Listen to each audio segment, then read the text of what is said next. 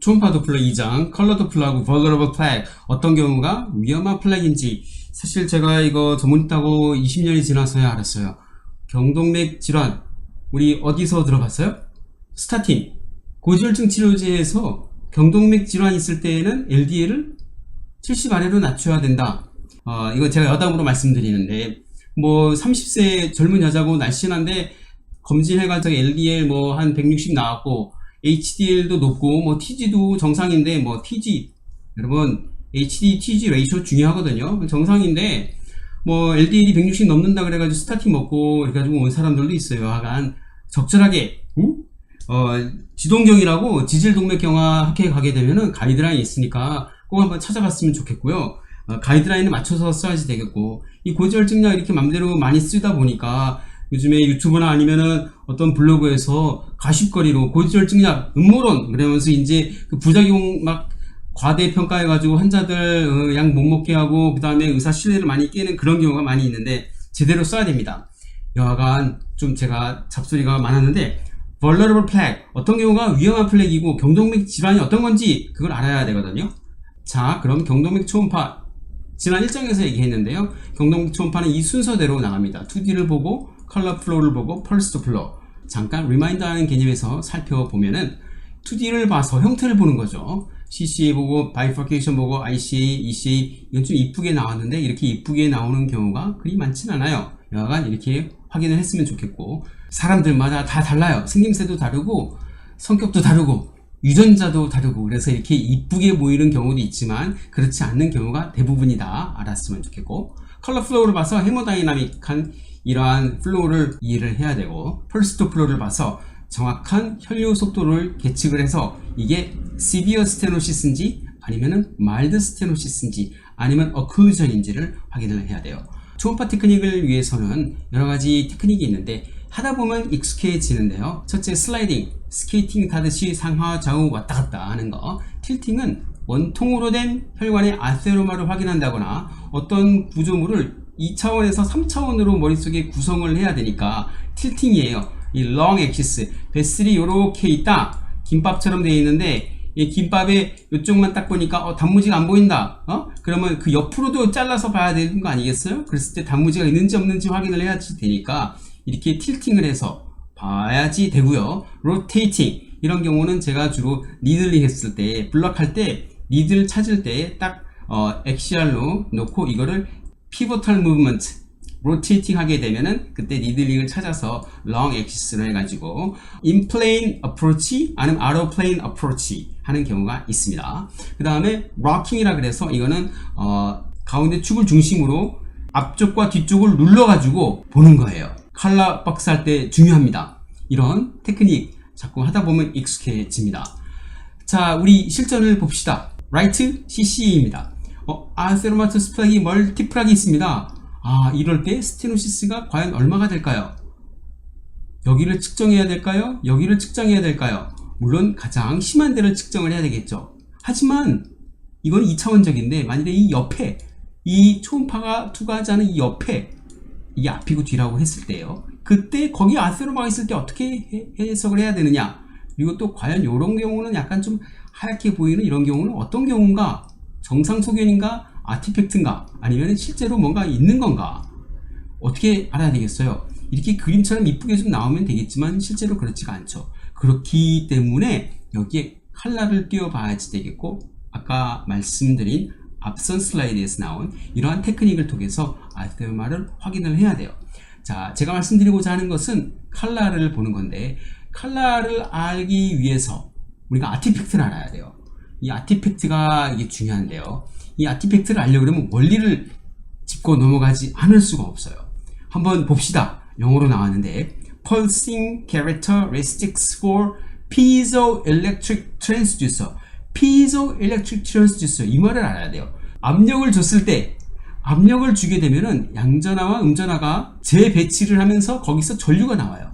앞전기 소자라고 해요. 앞전기 소자. Piezoelectric Transducer. 이것을 우리 초음파 트랜스듀서 앞에다가 이렇게 까는 거예요. 이 피조엘렉트릭 엘리먼트를 앞에 나란히 깔아가지고 이거를 만드는데 초음파 기계 가운데 프로브가 비싸죠. 프로브가 비싸요. 예. 자, 이 원리를 이용해서 하는 건데 이 피조엘렉트릭 트랜스듀서가 어떻게 역할을 하는지 펄스 에코 펄싱 펄스 듀레이션이라는 거는 이제 초음파에서 펄스 피조엘렉트릭에 압력을 가하게 되면 트랜스듀서에서 파가 나오죠. 그 파가 나갔다가 들어오는 건데 그 파가 나올 때의 그 듀레이션을 펄스 듀레이션이라고 그러고 야호 한 다음에 뒤로 들을 때의 그 시기가 receiving phase예요. 무전기에서는 말하고 듣고 이것이 동시에 안 되잖아요.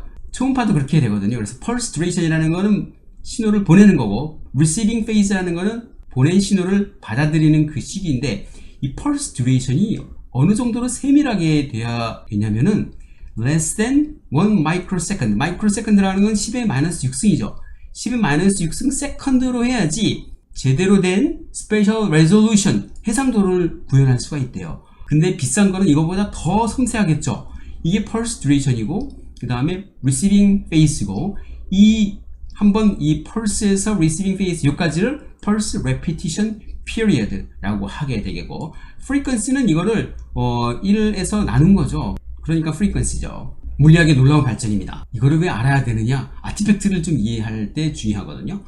자, 이걸 봅시다. 이거는 니어 컬러터 아티팩트인데 아티팩트가 이거 말고 또 여러 가지가 있지만 몇 가지만 살펴볼게요. 니어 컬러터 아티팩트라는 거는 이 초음파 웨이브가 가까운 데에 딱 반사돼서 계속 왔다 갔다 reverberation 되는 거예요. reverberation. 계속 진동자처럼 왔다 갔다 하다 보니까 짧은 단거리에서는 해상도 결정하기가 많이 어려워요.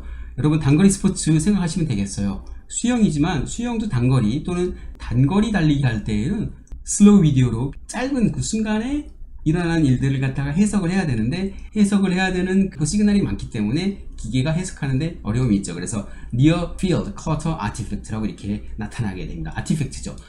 물론 기계가 비싸고 좋으면은 해상도가 좋아서 이런 게 점점 없어져요.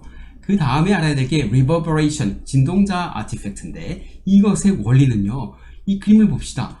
두 개의 덴스 레이어가 있었을 때에 한 레이어를 통과해서 나오는 반사된 웨이브가 하나 형성이 되겠고 그 다음 조금 깊은 데서 반사돼서 나오는데 또 여기서 반사돼서 일부는 내려가겠고 일부는 위로 올라가죠. 조금 약화가 된 게 조금 나오게 되겠고 그 다음에 조금 또 반사돼서 또 일부는 더 반사되고 진동되는 거, reverberation 되고 나중에 또 나오죠. 그럼 조금 더 나중에 약한 웨이브가 나오죠. 그렇듯이 first reverberation, second reverberation, third reverberation 이렇게 해서 나오는 게 reverberation artifact라는 거예요. 그래서 이렇게 레이어가 나온다는 거, 이거 reverberation artifact라는 거. 다음에 알아야 될 artifact는 edge artifact. 베슬월이 리피드죠. 예, 초음파가 통과하기 제일 쉬운 것은 물이에요. 물. 지방은 좀 잘 못 통과해요. 여러분들 물장구라 그럴까요? 물방개라 그럴까요? 돌을 호숫가에 딱 던지면은 파동이 팍 퍼지면서 물이 쫙 퍼지죠. 쓰나미 생각하시면 돼요. 쓰나미가 밀려올 때 그 속도가 시속 500km인가? 예. 근데 이 지방층이라고 생각해 봤어요.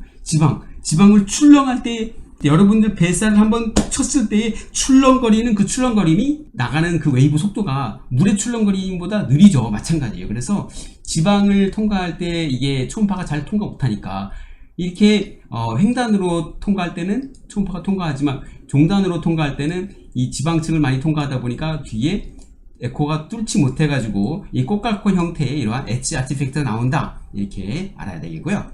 보시게 되면은 벌브가 있겠죠. 벌브가 보이고 뭔가 이 IC죠. IC 벌브가 볼록하죠. 볼록하니까. 근데 여기 위에 뭔가 짜글짜글하게 있어요. 과연 이게 아티팩트일까요? 아니면은 무슨 문제일까요? 이것은요 바로 칼시파이드 인티마라는 거예요. 이 칼시파이드 인티마는 스테이블 플락의 형태인데 여기 보시는 것처럼 칼시피케이션이 있고 포스트 어커스틱 쉐어링이 있는 거죠. 이런 경우에 칼시파이드 인티마라고 해야 되겠고 스테이블한 플락의 형태를 띄우게 되겠고 이런 경우에는 안티트롬포틱스는 거기까지 쓰진 않고 스타틴이나 하이퍼텐션, 다이아비티스 이런 것에 대한 리스크 팩터 컨트롤이 필요하게 되겠고요. 이런 경우는 스타틴을 썼을 때 LDL을 어느 정도로 유지하면 될까요? 이걸 경동맥 질환이라고 할까요? 아니죠. 이런 경우는 경동맥 질환이 아니라 아테로스클레로틱 체인지가 있고 환자는 리스크 팩터 컨트롤이 필요하다. 하는 상태이기 때문에 LDL은 지동경 가이드라인이 나오는데 보시는 그림과 같이 많은 자료들을 얻을 수가 있습니다. 칼시파이드 인티마 같은 경우에는 LDL 콜레스테롤을 리스크 팩터 이밸류에이션 한 다음에 160으로 아래로 낮춰야 될까요? 130 아래로 낮춰야 될까요? 그럼 리스크 팩터를 따져가지고 낮추시면 됩니다. 리스크 팩터 한번 보게 되면은 남자 같은 경우는 45세 이상, 여자는 55세 이상, 1대 1점. 네? 2개 이상이면은 이제 100 아래로 낮추는 게 좋죠. 그 다음에 HDL이 낮다, 담배를 한다, 혈압이 있다, 아니면 관상동맥 질환이 조기에 이제 발병한 가족력이 있다. 이럴 경우에, 즉, 엄마, 아빠, 형제, 자매 중에서 55세 남자 미만에서 MI라든지 아니면은 스트로크라든지 또는 여자 같은 경우는 65세 미만에서 스트로크라든지 아니면은 MI라든지 이런 CAD가 있었을 때에는 만약에 리스크 팩터가 2개 있다. 그리고 이제 나이가 넘었다 그러면은 되게 이제 100 아래로, LDL 콜레스테롤을 100 아래로 낮추는 게 적절하겠죠. 이런 경우에는 칼시파이드 인티마하고 LDL 콜레스테롤 지동경 학회에 나온 가이드라인에 따라서 맞춰서 쓰면 되겠습니다. 자, 그러면 어떤 경우에 위험한 플락이라고 하냐, 어떤 경우에 과연 경동맥 질환이냐, 어떤 경우에는 과연 LDL을 70 아래로 낮춰야 되는 그런 경우가 있느냐, 바로 지동경 가이드라인 잠깐 다시 살펴보죠. 보시면은 경동맥 질환이 있는 경우에는 LDL을 70 아래로 낮춰야 된다. 근데 경동맥 질환에 대해서 제가 발표하는 거를 다른 데 가보거나 아니면 들어보면은 신경과 선생님뿐만 아니라 내과 선생님들도 잘 모르시는 경우도 있고, 이거는 뭐 스테노시스를 유로피안 에카스 스터디로 계측한 걸로 해서 30% 이상이다, 뭐 50% 이상이다 그러면 위험하다 이렇게 하시는 분들도 있는데 딱 정해진 건 없더라고요. 근데 제가 여태까지 공부하고 봐온 바로 vulnerable play 바로 경동맥 질환을 의미하는 거고, 이런 경우에는 하이도스 스타틴을 쓰게 되겠고 여기에다가 안티트롬보틱스를 고려를 해야지 돼요. MRI 뿐만 아니라 MRA도 찍고 perfusion MRI도 찍어서 헤모다이나믹한 체인지 또는 브레인이 insufficiency에 있는지, 뇌가 정말 피가 모자라서 뇌가 기능이 좀 약한지, 이런 경우에는 정말 강하게 안티트롬보틱스를 써야지 되겠죠. 여하간 경동맥 질환에서 이 vulnerable 플렉을 알아야 돼요. 첫째로 ulceration, 다 알죠? ulceration 보면은 이렇게 화산 분화구처럼 볼록 들어간 거 ulceration이고, 컬러 플로우를 띄워보게 되면은 컬러가 이렇게 가는데 이 한쪽 방향으로 가다 리버스 플로우가 나타나죠. 정상일 수는 있는 경우가 있어요. 바로 벌브에서 나오지만 이런 경우에 이제 리버스 플로우가 있다는 얘기는 ulceration이 있다는 거고, 아까 잠깐 정상이라고 얘기했는데 그거 flow separation이라고 나중에 나옵니다. 자, 그 다음에 이렇게 ulceration 옆으로 횡단이나 중단으로 봤었을 때에도 이렇게 화산 분화구처럼 나오는 경우, 이런 경우에 ulceration이라 그래서 vulnerable 플렉이 되겠고요. 그 다음에 intraplaque hemorrhage, plaque heterogeneity with increased echolucency and low grade scales, hypoecholucent plaque, and 이런 것들. 이거 세 개 다 비슷한 얘기거든요. 한번 그림을 봅시다. 백문이 불여일견. 자, 세 가지가 있는데요. 물론 개인이 약간 좀 달라요. 이게 개인이 좀 많이 높게 돼 있지만 조금 여러분들의 이해를 돕기 위해서 강하게 했는데, 여기 보시면 여기에도 맨 오른쪽 아래에도 이렇게 플락이 형성되어 있고 여기도 플락이 있는데, 플락은 스테이블하게 될수록 하얗게 보이게 되거든요. 하얗게 보이기 때문에 이게 가장 안전한 플락이 되겠고, 오른쪽 아래께 이게 피가 이제 선지처럼 굳어가는 단계고, 왼쪽은 아예 코딱지처럼 까맣게 굳은 단계죠. 그래서 이 맨 오른쪽 아래께 위험하다, 이게 바로 most vulnerable한 걸 수 있습니다. 자, 왼쪽과 오른쪽 역시 개인을 약간 좀 manipulation 했어요. 왼쪽 게 약간 좀 에컬루센트하죠. 이게 피가 굳어지는 단계, 아주 vulnerable한 플렉이고, fibrous cap도 좀 얇아요. 이게 또 위험할 수 있어요. fibrous cap 나오니까 바로 fibrous cap이 나오죠. thin fibrous cap. 보시면 양쪽 다 fibrous cap이 있어요. 여기도 있고 fibrous cap이 있고 여기도 fibrous cap이 있는데 어느 게 더 두꺼워요? 이게 더 두껍죠. 안에 까맣게 intraplaque hemorrhage가 관찰됩니다. intraplaque hemorrhage가. 근데 이 왼쪽 거는 플렉 위에 fibrous cap이 좀 두껍죠. 고로 이게 조금 더 안전한 거고 이게 조금 더 오른쪽 게 위험한 거다라는 걸 알 수가 있습니다. 자, 스테노시스 아까 전에 잠깐 얘기했어요. 어떤 데서는 30% 이상일 때, 어떤 데는 50% 이상일 때, 제가 환자분들을 받을 때 보면은 다른 곳에서 경동맥을 하고 왔는데 50% 이상이다, 70% 이상이다, 대학을 가야 되는데 또는 상급병원을 가야 되는데 한번 신경과 선생님한테 다시 보러 왔다 했는데 보니까 대부분 다 이쪽 에어리아 스테노시스를 보세요. 에어리아 스테노시스 보는 거는 유로피안 가이드라인인데요. 보시면은 엄청 과대하게 돼 있어요. 유로피안 가이드라인은요, 요 바로 아세로마가 바깥쪽으로도 볼록 나오는데 요 C에서 좁아진 B를 보는 거, 이 루멘의 B가 남아있는, C에서 B가 남아있는 거를 보는 거고, 나셋 가이드라인은 요 A에서 B를 보는 거거든요. 결국은 자세히 보면은 어느 게 더 과장되겠어요. 그렇죠. 유로피안 가이드라인이 과장돼 보이는데 대부분의 클리닉에서는 다 이 유로피안 가이드라인으로 해가지고 아주 심하다고 환자들한테 겁주고 오는 경우 있어요. 겁줘서 나쁠 건 없어요.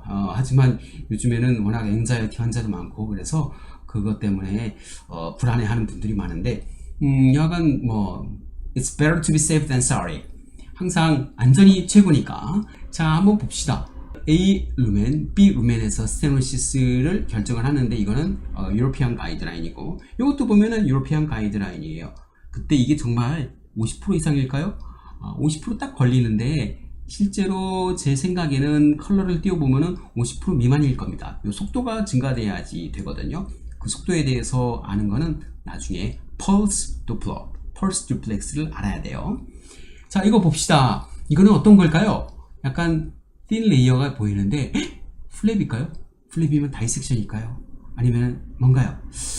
뭔가 근데 밑에도 조금 더 있는데 위에 게 좀 더 세고 이게 바로 아까 아티팩트, 리버버레이션 아티팩트라는 거. 물결 치듯이 웨이브가 나오는 거. 예. 반사돼서 제일 처음엔 세게, 두 번째는 약하게, 세 번째는 좀 더 약하게 나오는 거. 리버버레이션 아티팩트고 여기에 물론 아테로마가 있는 것 같고 약간의 플렉 헤모리지일 수도 있겠고요. 자, 이건 뭘까요?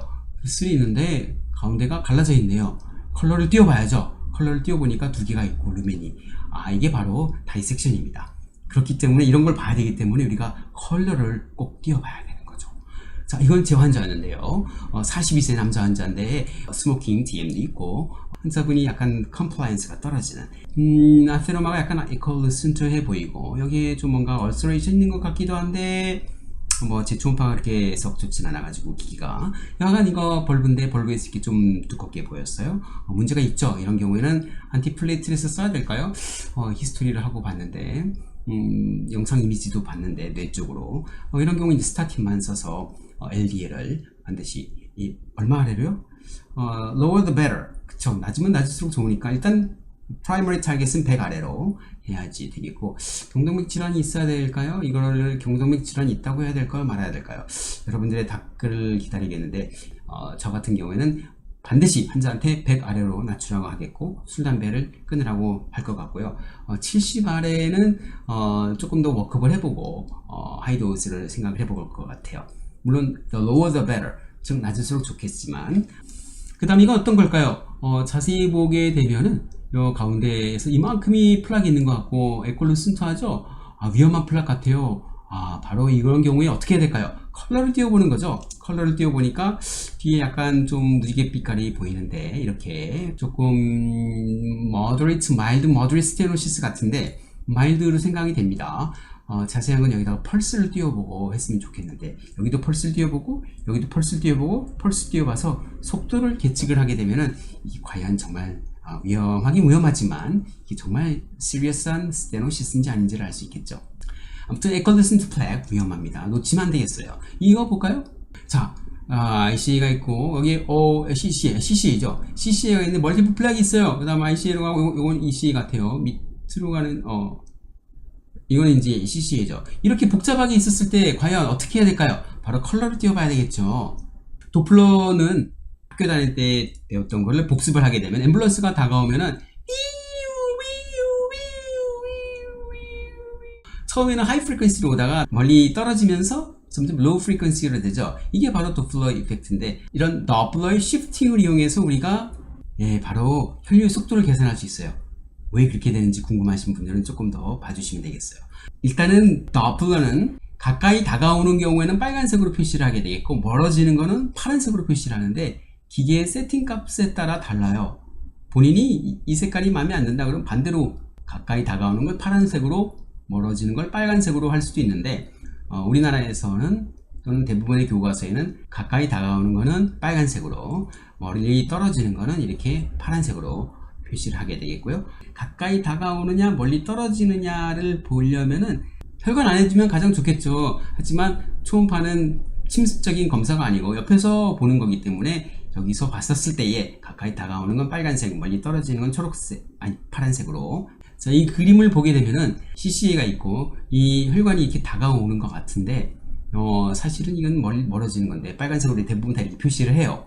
왼쪽으로, 우리나라는 왼쪽으로 이렇게 블러드 플로우가 흐르게 하게 되겠고, 간혹 이제 동영상 유튜브로 다른 강의 찾아보시게 되면 플로우를 오른쪽으로 가게 하는 경우도 있는데, 우리나라는 왼쪽으로 가게 되는 거, 이렇게 화면의 왼쪽으로. 이럴 때 스티어링이 중요해요. 왜냐하면 이 컬러 박스 스티어링이라는 게 이게 베슬 플로우, 혈관 플로우의 방향과 컬러 스티어링, 즉 컬러를 댔을 때 이 각도가 예각일수록 좋아요. 왜 예각일수록 좋냐면요, 이거 앞에 그림처럼 가운데 뒀을 때 이게 90도가 되잖아요. 그러면은 다가올 때의 이 속도 값이 90도가 됐었을 때의 오차가 많이 생겨요. 초음파를 가운데 뒀을 때 정말 다가오는지 아니면 멀어지는지를 볼 수가 있는데 그게 불가능하기 때문에 옆에서 보는 거잖아요. 그때 이 각도를 얘가 60도 아래로 뒀었을 때 가까이 다가오는지 멀리 떨어지는지 이 속도를 정확히 계측을 할 수 있거든요. 자, 이건 어떻게 됐을까요? 옆에 보니까 엄청난 스테노시스가 있는 것 같은데, 보니까 스테노시스가 있는 것 같은데 뭐가 잘못됐을까요? 그렇죠. 이 베슬 액시스와 이 컬러 박스 스티어링이 이렇게 돼야지 이 각도가 맞아서 볼 수가 있는데 좀 잘못된 거죠. 퀴즈를 드리면 어느 게 정답일까요? 이것도 아니고 이것도 아니고 이것도 아니고 요거죠. 4번이 여기 이렇게 된 거니까 정확히 된 거죠. 2D 플로우 자꾸 나오는데 복습하는 거 여러분들 지금 사실 안 하면은 나중에 외우지 않고 공부가 안 되거든요. 학회 나가도 저도 학회 수도 없이 가봤는데 학회 때 뭐 녹화하고 열심히 학회 때 막 녹음하고 그러면서 딴짓하고 외우지도 않고 결국은 학회 가거나 그러면은 그 자리에서 외우거나 그래야지 집에 가서 외우겠다 아니면은 저장만 하겠다 그러면 컴퓨터 스페이스만 차지하고 절대 복습을 안 하게 되더라고요. 자, 다시 복습을 합니다, 여러분. 여기가 CC가 있고 벌브가 이렇게 있으니까 벌브가 있으니까 뭔가 이게 IC 같은데 이것만 보면 착각이에요. IC 이렇게 각도를 돌려봐서 IC가 아니라 이거는 EC예요. 왜 브랜치가 있어요. 브랜치가 이렇게 브랜치가 있고 IC보다는 루멘이 작고 분지 혈관이 있고 엔테로미디알 상상을 하세요. 하지만 사람들마다 다 달라요. 그 다음에 급격한 시스톨릭 P, 이 말이 무슨 말이냐? 컬러를 띄워봤을 때 엑시스가 맞죠? 이게 이게 블러드 베슬 방향이고 컬러 박스의 예각이죠. 60도 미만으로 됐을 때 이 업시스톨릭, 이게 액셀러레이션 타임인데 액셀러레이션 타임이 짧고 그 다음에 이게 시스톨릭 픽이 아주 급격해요. 예, 이 말은 레지스턴스가 높다는 얘기, 저항이 높다는 얘기예요. 그 다음에 저항이 높다는 얘기는 이 픽 시스톨릭과 엔드 다이스톨릭이 또 차이가 크다는 거죠. 나이가 들수록 펄스 프레셔가 증가하듯이. 하지만 IC 같은 경우는 이게 완만하게 올라가고 액셀러레이션 타이밍이 좀 완만하고 그 다음에 픽 시스톨릭과 엔드 다이스톨릭이 차이가 별로 없는, 즉 low resistance라는 거 다시 눈에 발라야 돼요. 자, 이거 잠깐 앞에서 살짝 언급하고 넘어가는데 이게 리버스 플로우라고 생각할 수 있지만 벌브에서는 이 벌브가 볼록 나오는 혈류가 셀 때 리버스 플로우처럼 이렇게 컬러가 변할 수가 있어요. 이런 경우 정상이라고 아시면 되겠어요. 그런데 여기 보시게 되면 이 혈관 가운데 이렇게 연두색으로 이쁘게 보이는 이거는 뭘까요? 이것도 아티팩트인데요. 어떤 아티팩트냐면은 이 초음파가 비싸고 뭐 좋은 경우에는 이런 아티팩트 덜 생기는데 컬러 플로우의 그 스케일을 갖다가 1세크에 뭐 60cm per 세크 이 스케일 갖다가 뭐 100까지도 조절할 수 있고 뭐 그래요. 1초에 몇 cm까지 가느냐 이 스케일을 갖다가 조절하는 거예요. 스케일을 조절해서 맞추면 되는데 스케일을 100으로 최대로 했는데도 이렇게 보인다 그러면 정말 속도가 빠른 건데 이게 스케일을 좀 낮게 했을 때 이렇게 보일 수 있어요. 그게 바로 엘리에이징 그 아티팩트랑 나이퀘스트 리미트라고 그걸 알아야 돼요. 물리학에 나오는 건데 엘리에이징 아티팩트는 여러분들 마차 바퀴가 돌아갈 때 앞으로 돌아가는 것 같다가 자세히 보게 되면은 다시 역방향으로 돌아가는 것 같다가 다시 앞방향으로 돌아가는 것 같고 이런 경우가 바로 알리에이징 아티팩트고 그런 경우는 해상도를 좋게 하거나 그랬을 때에는 좋게 나올 수 있겠고 아까 마차바퀴 잠깐 얘기를 했는데 사실 그거는 알리에이징 이펙트하고 나이퀘스트하고 같이 나오는 건데 무슨 말인지 잘 모르시겠죠? 한번 찾아볼까요 우리? Aliasing is the effect of an insufficient sampling. 예, inadequate sampling. aliasing은 oscillation 왔다 갔다 하는 진동자의 이 hertz가 샘플링이 잘못했었을 때는 이 웨이브가 이만큼 왜곡이 돼서 피조엘렉트릭, 즉 앞전 소자에 의해서 압력이 가해지면은 트랜스듀서에서 파가 나와서 우리가 초음파를 보내고 또 받아서 샘플링 할 수가 있는데 이때 이 오실레이션이 해상도를 가지려면은 1 마이크로세크 이하로 아주 섬세해야 되거든요. 1 마이크로라 그러면 10의 마이너스 6승이잖아요. 그만큼 샘플링이 아주 잘 돼야 된단 말이죠. 그런 기일수록 고가고 해상도도 좋겠고 비싸겠죠. When a signal is digitized, the effect 자, 이거는 뭐냐면요. 이 샘플링이 이 허츠, 정확한 허츠와 정확히 이제 1대1. 여기 보시면 하나, 둘, 셋 이것의 헤르츠와 샘플링이 헤르츠하고 똑같았을 때에는 이게 일자가 된다라는 거고. results in a can be any 이거는 이제 아까 방금 얘기한 건데 이게 조금 더 샘플링의 숫자가 좀 일찍 됐을 때는 사인 코사인 커브로 이렇게 왜곡이 돼서 나타날 수 있는 것이고. 그래서 나이퀴스트 리미트라는 거는 왔다 갔다 하는 오실레이션의 헐츠를 갖다가 정확히 하려 그러면은 최소 샘플링 프리퀀시의 2배 이상이어야지만이 정확한 샘플링이 될 수 있다는 거예요. 2배 했을 때 이렇게 정확히 샘플링이 되죠. 직선으로 이렇게 점점으로 걷을 때 나오는 웨이브는 곡선은 아니지만 그래도 지그재그해서 오실레이션의 프리퀀시가 같겠죠. aliasing could happen in 대표적인 moving 게 이제 비행기 여기 나오는 것처럼 프로펠러가 반대로 가기도 하고 아니면 이렇게 프로펠러가 잘 안 보이는 것처럼 in a situation called wagon wheel wagon wheel, 즉 마차 바퀴처럼 바퀴가 갈 때 앞으로 가는 것처럼 보이다가 뒤로 가는 것처럼 보이다가 나중에는 stationary, 즉 멈춰 있는 것처럼 보일 수 있게 되거든요. 이것이 디지털 시내도 마찬가지예요. 디지털 텍스트 A라는 게 이렇게 찌그러질 수도 있겠고, 우리 신경과에서 뇌파 하시는 분들은 아시겠지만 아날로그 뇌파에는 이런 게 없었는데 디지털 뇌파에서는 필터링이 있죠. low frequency filtering, high frequency filtering으로 하다 보면은 이 웨이브가 어떻게 변하는지 바로 직접 체험을 할 수 있고 배울 수가 있을 겁니다. 오디오도 마찬가지예요. 이렇게 나타나는 거죠. 이 오디오가 제대로 texts and pictures, causing them to look blurry. Aliasing happens in acoustic too. It translates to poor sound quality and static. 그래서 이게 엘리에이징 이펙트가 이렇게 나타나서 컬러 도플러에서 이렇게 가운데 색깔이 이런 식으로 나타날 수 있어요. 기계가 비쌀수록 또 이렇게 나왔을 때는 컬러 스케일을 갖다가 좀 넓히는 거예요. 샘플링 할 때 10cm 아니라 100cm per sec로 해가지고 컬러 박스를 띄워보면은 되게 이런 경우가 많이 없어지는데, 그럼에도 불구하고 이렇게 나올 경우에는 이제 샘플링 프리퀀시의 한계라는 것을 아셔야 돼요. 자, 다음도 정상 소개인인데 벌브 에어리어죠. 여기 리버스 플로우가 보이는데 이쪽에 이렇게 보이는 거는 플로우 세퍼레이션에 의한 정상적인 소견이다. 이거 아시면 되겠고요. 이거는 보시면 스테노틱 리전이 있는 것 같은데 이 환자는 벌브가 꽤 크죠. 항아리가 볼록 나온 것처럼 여기는 ECA이고 여기는 이제 ICA이고 다시 복습하면은 ICA가 ECA보다는 직경이 크죠. 근데 여기 보면은 막 뭔가 스테노틱한 것 같은데 여기는 바로 플로우 세퍼레이션이라는 거, 정상 소견일 수 있다는 거예요. 자, 이런 경우는 어떨까요? 정상은 아니죠. 왼쪽에서 보면은 아테로마가 완천이 되겠고 거기에 대보니까 컬러가 나오는데 컬러에서 특별한 색깔의 변화는 없으니까 이건 마일드 스테노시스겠구나 이렇게 예측할 수 있겠고요. 정확한 걸 보려면은 오늘 얘기할 펄스 도플러를 보면은 정확한 속도를 계측할 수 있어요. 자, 이건 어떨까요? 왼쪽에 보면은 유로피안 가이드는 따져보면은 최소 50% 이상은 스테노시스가 돼 보이죠. 그런데 컬러를 띄워보니까 색깔의 변화는 없어요. 이런 경우에는 마일드 스테노시스겠구나. 근데 정상으로 그런데 왼쪽 그림을 봤을 때에는 moderate 또는 severe 스테노시스 같은데 이렇게 컬러를 띄워서 확인하는 게 중요합니다. 다음 슬라이드. 이거는 보세요. 무지개빛처럼 또 연두색이나 이런 게 보이죠? 이거는 적어도 moderate stenosis, 50% 이상 스테노시스를 말해요. 자세히 보고 싶은데 자세히 보려면 여기다가 펄스 도플러를 띄워봐야 되겠고 여기에 속도를 측정해 봐야 돼요. 펄스 도플러를 띄워본다 그러면 여기서 속도를 측정을 하고 또 옆에 앞에 이 앞에 뒤에서 또 여기서도 속도를 측정을 해서 우리가 봐야지 정확한 이 스테노시스가 얼마나 됐는지 플로우 벨로시티를 측정을 할 수가 있어요. 중요합니다. 오늘 바로 얘기할 것이 이겁니다. 그래서 이거는 moderate stenosis. 이건 어떤 걸까요? 왼쪽을 보게 되면 아주 심한 협착이 있는 것처럼 보이는데 컬러를 띄워보니까 그렇게 색깔의 변화가 없어요. 이거는 mild stenosis다. moderate, severe 같은데 컬러를 띄워보니까 나오죠. 역시 컬러가 중요하다는 거죠. 이건 어떤 걸까요? 이거는 severe stenosis예요. 이렇게 컬러풀하게 무지개, 모자이크 패턴이 있었을 때에는 바로 severe stenosis다. 이렇게 나오면은 여기서도 측정을 펄스 도플러를 띄워서 속도를 측정을 해야 되겠고 여기 앞에 원위부와 근위부에 대해서 또 속도를 측정을 해야지 정확한 스테노틱한 리전에 대해서 헤모다이나믹을 이해할 수가 있습니다. 자, 이런 경우 왼쪽 보시게 되면은 뭔가 껴있는 것 같죠? 아티팩트일까요?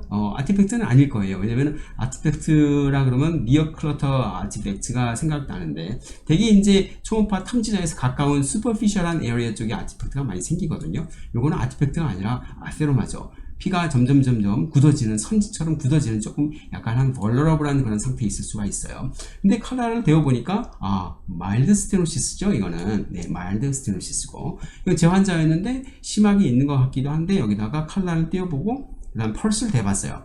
여기는 어디냐면은, 볼브 에어리어인데, 볼브에 대보니까 71.8 cm per sec.